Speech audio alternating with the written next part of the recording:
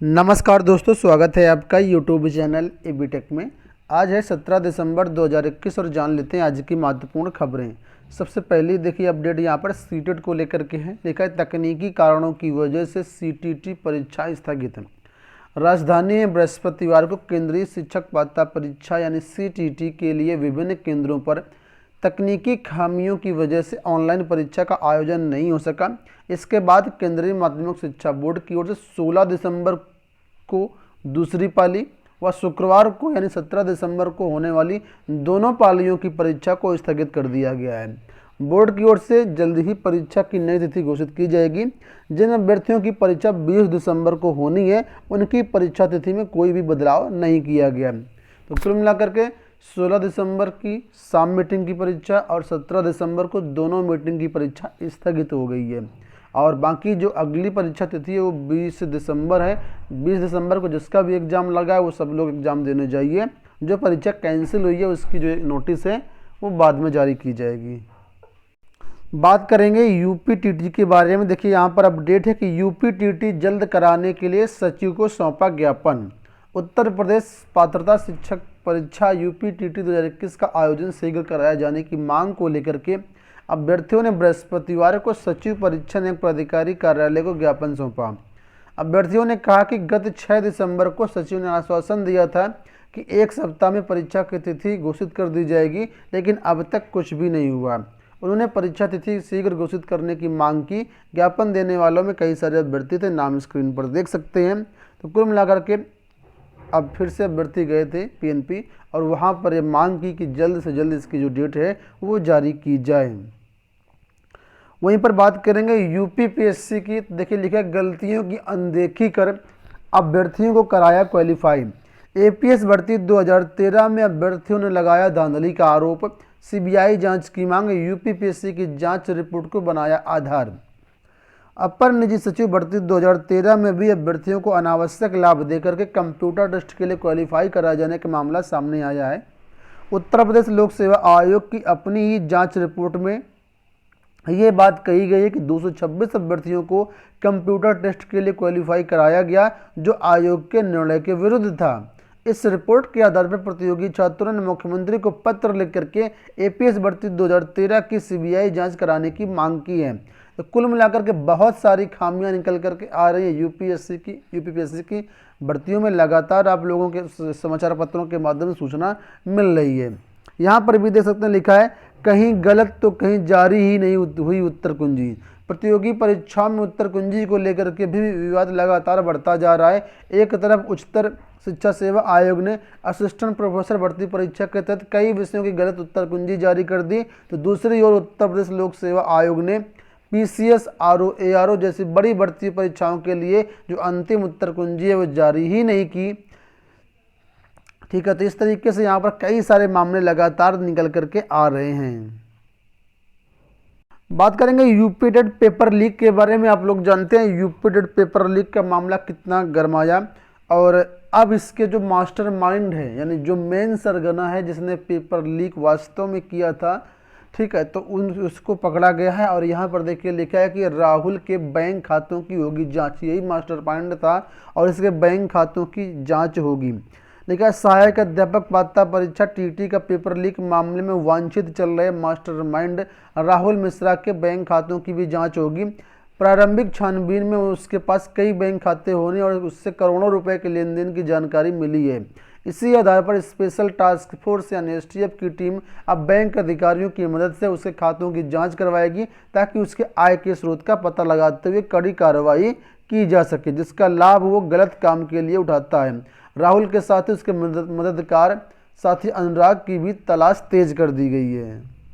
बात कर लेंगे प्राथमिक शिक्षक भर्ती को लेकर के यानी नई शिक्षक भर्ती को लेकर के। लिखा है भर्तियां न देने पर प्रशिक्षितों ने उठाए प्रश्न। आप लोग जानते हैं कि करीब 3 महीने पहले सरकार के द्वारा एक कमेटी गठित की गई थी और कमेटी का काम था पदों का ब्यौरा जुटाना।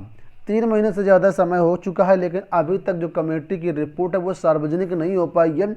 और इसी बात को लेकर के प्रतियोगी छात्र नाराज़ हैं और प्रतियोगी छात्र कह रहे हैं कि जब कमेटी की रिपोर्ट नहीं आई तो फिर आगे क्या होगा, कैसे होगा, सारी चीज़ें अगर कमेटी की रिपोर्ट आ जाती है तो कम से कम कुछ क्लियर इन्फॉर्मेशन आ जाती कितने पद हैं कितने पद नहीं हैं, और इसके बाद प्रतियोगियों का कुछ अगला कदम होता है। और ऐसा लगता है कि सरकार जानबूझ करके ही कमेटी की रिपोर्ट सार्वजनिक अभी नहीं कर रही है।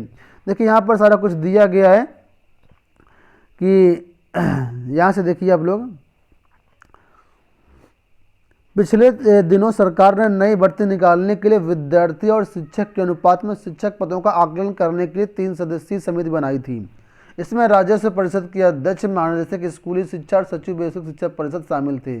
पद के आकलन रिपोर्ट की स्थिति ये है कि 3 महीने के बावजूद जो है उसके 3 महीने से ज़्यादा समय होने के बावजूद भी उसे सार्वजनिक नहीं किया गया, जबकि अभ्यर्थी अभी भी कमेटी की रिपोर्ट का इंतजार कर रहे हैं। इसके लिए पिछले दिनों बेसिक शिक्षा परिषद कार्यालय में ज्ञापन भी दिया गया था। सरकार वादे से जो है मुकर रही है, ऐसे अभ्यर्थियों ने आरोप लगाए हैं कमेटी की रिपोर्ट को लेकर के। चलिए बात करेंगे यूपीपीएससी में आरक्षण बदलाव को लेकर के। देखिए यूपीपीएससी की कुछ भर्तियां हैं जिसमें अभ्यर्थी लगातार मांग कर रहे हैं कि आरक्षण में बदलाव किया जाए। उसी के बारे में यहाँ पर अपडेट किया गया, लिखा है कि प्रतियोगी परीक्षाओं के हर चरण में आरक्षण का लाभ न देने की मांग प्रतियोगियों का एक वर्ग लंबे समय से कर रहा है। भर्ती संस्थान एक परीक्षा में अभ्यर्थियों को कई बार आरक्षण का लाभ दे रहा है, उसके लिए नियमों में बदलाव करने की मांग की गई है। इसके मद्देनजर प्रतियोगियों ने हस्ताक्षर अभियान शुरू किया है। प्रतियोगियों ने एक परीक्षा एक आरक्षण की व्यवस्था लागू करने के लिए 15 दिसंबर से हस्ताक्षर अभियान छेड़ दिया है, जो फरवरी तक चलेगा। 51,000 लोगों का हस्ताक्षर लेकर के उसे मार्च में राष्ट्रपति, प्रधानमंत्री, राज्यपाल व मुख्यमंत्री को भेजा जाएगा। तो कुल मिलाकर के यहाँ पर जो एक वर्ग के अभ्यर्थी हैं, खासकर जनरल वर्ग के जो अभ्यर्थी, उनका कहना है कि जो आरक्षित वर्ग के अभ्यर्थी हैं उनको एक भर्ती परीक्षा में सिर्फ एक ही बार आरक्षण दिया जाए, और इसकी मांग लगातार ये लोग कर रहे हैं। एसएससी की बात करेंगे, लिखा है कांस्टेबल भर्ती में 5,690 अभ्यर्थी चयनित। दिल्ली पुलिस में कांस्टेबल के पदों पर 5,690 अभ्यर्थियों का चयन हुआ है। इसमें 3,771 पुरुष और 1,919 महिला अभ्यर्थी शामिल हैं। कर्मचारी चयन आयोग ने बृहस्पतिवार को कांस्टेबल भर्ती परीक्षा का अंतिम चयन परिणाम जो है जारी कर दिया है। तो जो भी अभ्यर्थी हैं इसके लिए आप लोग अपना रिजल्ट चेकआउट कर सकते हैं आयोग की वेबसाइट से। यहाँ पर बात करेंगे इलाहाबाद विश्वविद्यालय में शिक्षक भर्ती के बारे में, लेकर 20 गुना अभ्यर्थियों को बुलाने की मांग। इलाहाबाद विश्वविद्यालय में असिस्टेंट प्रोफेसर भर्ती के लिए एक पद के मुकाबले 20 गुना अभ्यर्थियों को इंटरव्यू में बुलाए जाने की मांग की गई है। इस मांग को लेकर के एबीवीपी कार्यकर्ताओं ने बृहस्पतिवार को कई सारे विभागाध्यक्षों को ज्ञापन सौंपा। कार्यकर्ताओं का कहना है कि इंटरव्यू में एक पद के मुकाबले केवल 8 अभ्यर्थियों को बुलाया जा रहा है। ऐसे में तमाम योग्य भर्ती चयन प्रक्रिया से बाहर हो जाएंगे। तो कुल मिलाकर के 20 गुना अभ्यर्थियों को बुलाने की मांग की गई है।